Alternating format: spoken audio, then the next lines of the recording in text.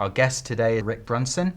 This webinar today is really part of a series that we've done with Professor Brunson, the first of which was around writing for small screens, the second of which was around shooting video on your smartphone, and our topic today will be how to edit videos on your smartphone. If you want to find those other ministry hacks, go to the digital ministry page on crew.org. So last time we talked, Rick, we were talking about how to shoot compelling video, the different aspects of that on a smartphone. Most people, I imagine, have smartphones full of video. I have 3 children, so I have thousands of hours of video on my phone, which is very raw. And my wife and I may think those videos are very compelling. But actually what they could probably have done with was being shot better. So I'll go back and watch our previous webinar to achieve that one. But really none of them have been edited in any way. I think I've only ever actually edited one video on my smartphone for a campus ministry project. So I'm looking forward today to you making something that seems to me very mysterious and complicated, and I need to find somebody smarter than me to do it, to making that seem simpler for us. So without any further ado, I'll hand over to you, Rick. Thank you, Ross. It's great to be with you again, and great to be with you folks again as well. So any kind of editing, whether it's editing video, whether it's editing film, whether it's editing text and narrative, is about the art of what you leave in and the art of what you take out. Right? And preparing your raw content and putting it together, piecing it together in such a way that you end up with something that's compelling for the end user, for the viewer, for the reader. So when we're editing smartphone video, that's where we start. We start with the raw material. So referring back to our previous webinar, this all comes down to what you shot before and the quality of those clips and how you put them together in the editing process. So we want to show you once more the smartphone video that I shot of a local woman in our church who is the choir director, Allison Myers, and show you what that looked like. And then we will back up and get into how I put that together in the editing process.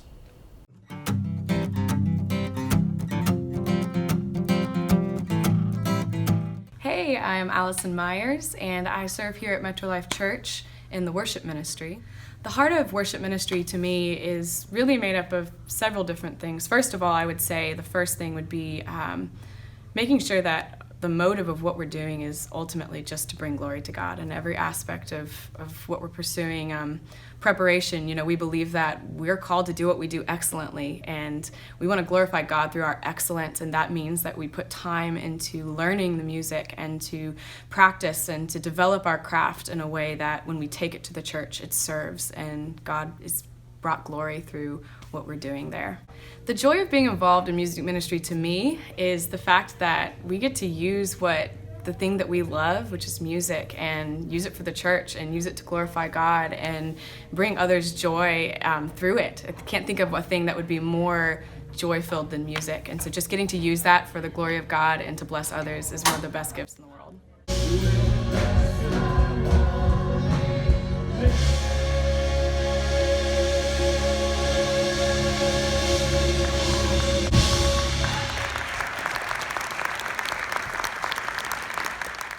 So that's a great video, Rick. Tell us how you did that.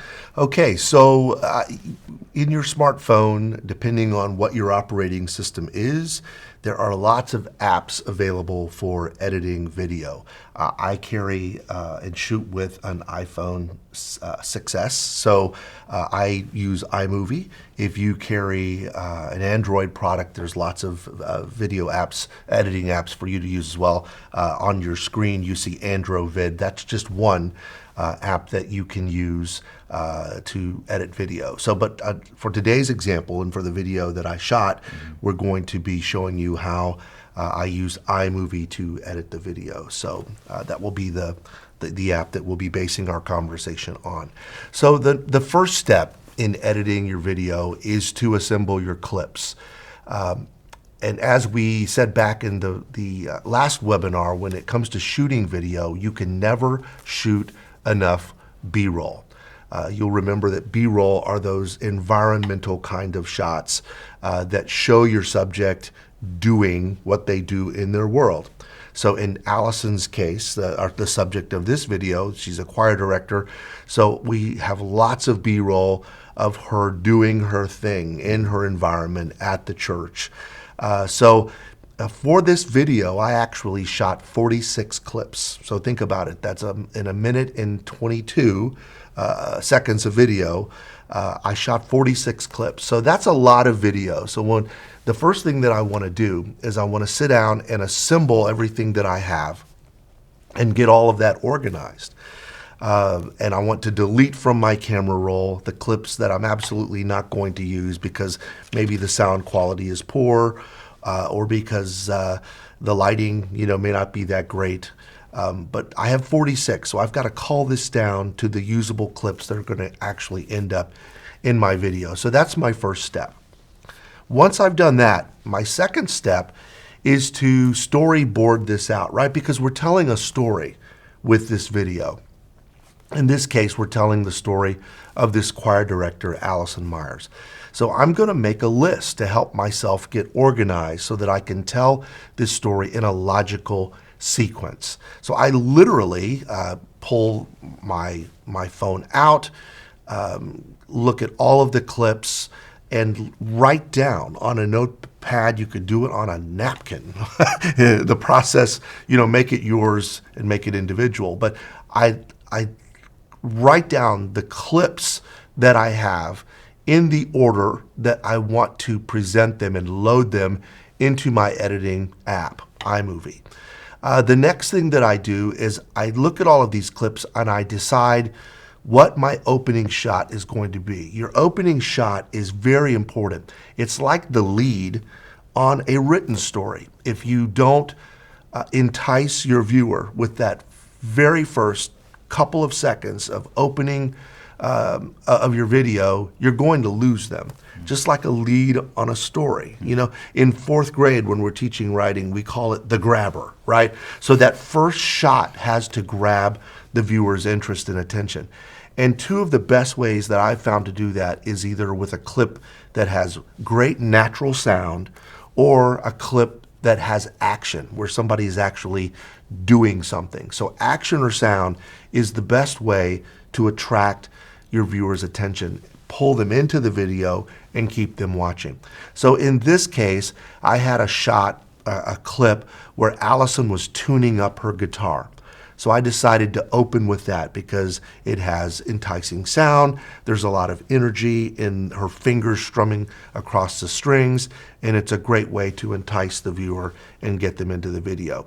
So that's my lead clip, my establishing shot. I start with that. And then once that I do that, the sequencing is important because we want to do what's called touching the B-roll with the A-roll. Our A-roll is the actual sound bite of Allison talking, which as you watch the video, you'll notice that is the mortar that holds all of the bricks together, is her sound bite, her talking about what she does in music ministry. So that becomes the base of everything. So I go back and listen to the A-roll, and when Allison references certain topics or themes, that's where I'm going to place the B-roll in the sequence so that we hear her saying something and then the viewer sees a reference to that in the video, and it builds cohesion into the overall story. Okay, let me back up 1 second and ask you a question. On your first slide there, you talked about assembling your clips, and I see that collection of all of those bits of B-roll. Everything in that was B-roll that you were showing us there? Except for there was two A-roll clips. Two A-roll clips. So when you say assembling them, are you talking about on your phone going through and deleting stuff you won't need and moving it around? So that's before you've even opened iMovie? Before I've even opened iMovie, I'm in my camera roll, tossing the clips because you want to get organized, right? It'll make the job of putting the video together a lot easier for you if you're eliminating clips that you don't need. And again, you shoot more than you need because you don't know once you're finally putting that video together what you're actually going to need. So you always shoot way more than you need. It's like an iceberg. You only see 5% of it. 95% is below the surface, but without that 95%, you need that to support the 5% that you actually see above the surface. It's the same with editing a video. You shoot way more than you need because when it comes time to put it together, you need those supporting clips to actually put a coherent story together. So this step 1 and step 2 with making a clip list, at this point we still have an open We iMovie. still have an open iMovie. Okay. So once we do, and it's a great segue to our next slide and next point in the lesson today. You want to open the app, in this case iMovie, and it's a simple matter of tapping New Project, creating a project, and then selecting your settings. In iMovie, there's various settings that you can use that decide how your story is going to be framed. I use a simple news setting because I'm a journalist and I work a lot in news, so I tend to use that setting a lot. You want to keep it simple. You're using an app, okay? So you're not going to have as many options in the app as you do in a more complex video editing format such as Adobe Premiere that you would do on a desktop that gives you a lot more controls and ways to manipulate your video. When you're doing this on a smartphone, your options are limited, so you want to keep the story simple and you want to keep your settings simple. So once I've created my project and I've selected my settings, the next thing that I do is I start with my A-roll and I take the clip of Allison, the A-roll where she's talking, what we often call talking head. I drop that down and use that as the base. Okay, so in iMovie, I select that in my camera roll.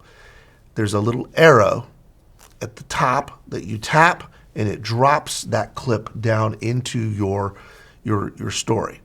So I put her down first and then I drop my B-roll clips on top of her A-roll in the sequence that I've decided, because remember, I storyboarded this out and I put the clips in sequence. So it makes it easy for me to go and find them in the camera roll and then drop them. So for example, when we're watching the video and we hear Allison talking about making sure the motive of what we're doing is bringing glory to God, I go in my camera roll and I find the B-roll clip of the sign in the choir's practice room that says worship and shows an arrow pointing up heavenward because she's referencing glorifying God. So that B-roll clip touches her A-roll and I plop it in there.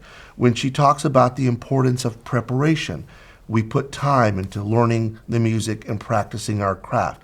I go to the B-roll, I find shots of her hands flipping through the music, and I find that and another shot of the choir practicing, and I drop that down on top of her A-roll in that part of the sequence.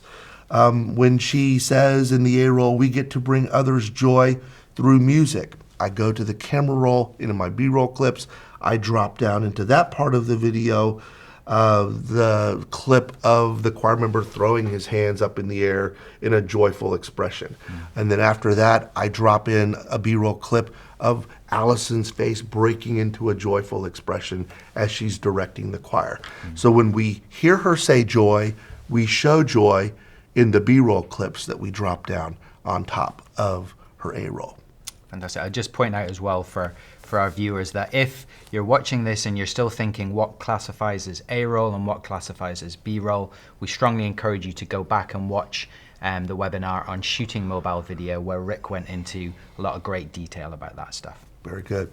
So the next step in this is you want to make sure you're wearing headphones as you're editing the video and putting it together. Why that's really important is because sound and audio is the most important feature of video. That's kind of counterintuitive. We think video and that the pictures and what we see is most important, but it's actually the sound that's more important. Sound is what is an attractant to the person watching.